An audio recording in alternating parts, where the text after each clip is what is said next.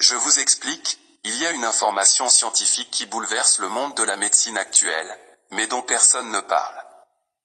Il s'agit d'un effet secondaire du paracétamol qui est l'un des composants actifs dans le Doliprane.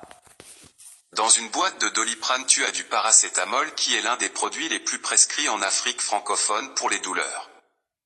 Chose étonnante, certains pays européens ont strictement interdit la vente de paracétamol sur leur territoire.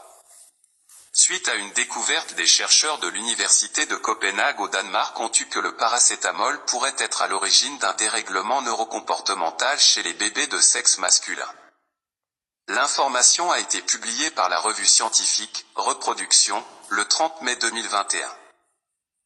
Quand tu prends du paracétamol à l'âge adulte, tu auras une baisse de libido, une baisse de l'envie sexuelle, et donc si une femme enceinte d'un bébé masculin et qu'elle consomme du paracétamol, le cerveau de son bébé ne va pas se développer correctement et cet enfant sera privé de la programmation neurocomportementale liée au sexe. Pour être encore plus clair, une femme enceinte qui consomme du paracétamol est simplement en train de participer à la féminisation de son fils. Conséquence, toute une génération de petits garçons de moins en moins virils et de plus en plus de jeunes homosexuels. Puis, ils viendront vous dire que c'est naturel d'être homosexuel parfois car certains garçons se comportent comme des filles depuis leur enfance. Sauf que ce naturel a été conditionné. Avez-vous connaissance de ceux qui produisent Doliprane? Les laboratoires Sanofi. Maintenant, va sur Google et tu cherches le mot « Sanofi Pride Plus ».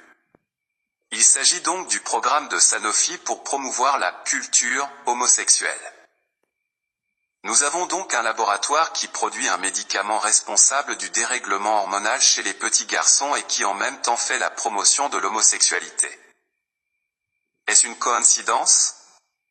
Je vous laisse méditer. Pourquoi je vous raconte tout ça? Si les Africains ne se réveillent pas par l'entrepreneuriat, je vous assure que nous serons toujours esclaves de l'Occident. Voici comment une entreprise occidentale arrive à fabriquer des futurs homosexuels en Afrique avec un petit médicament contre les maux de tête. Pendant ce temps, les pharmaciens et médecins francophones sont fanfarons à cause de leur diplôme, alors qu'ils tuent toute une génération. Au Ghana, ce sont les pharmaciens ghanéens qui produisent 80% des médicaments, ils sont conscients du pouvoir de la médecine, surtout quand elle est dirigée par des sociétés occidentales dépravées. Je suis fier de ce travail de la jeunesse africaine, mais nous avons besoin de plus de jeunes qui se lancent dans des secteurs comme la pharmacie, etc. Arrêtez de croire que le monde, c'est Alice au pays des merveilles. Nous sommes en guerre et pour l'instant nous avons perdu toutes nos batailles. Réveillons-nous. Le monde vous appartient. Partagez ceci pour éveiller la conscience de la terre entière. Salut tout le monde.